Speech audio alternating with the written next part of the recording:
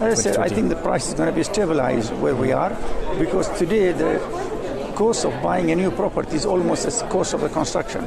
So prices, I don't think, are going to go further down. I think it will stabilize. We have 2 more years, okay?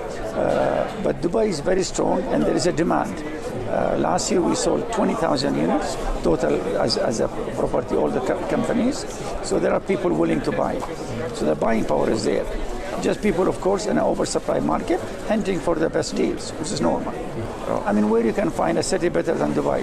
As I said, the currency is pegged to the dollar, no taxes, political stability, beautiful city, in and out easy, visa regulations easy. So it still is one of the unique places around the world where people want to come invest and visit and stay.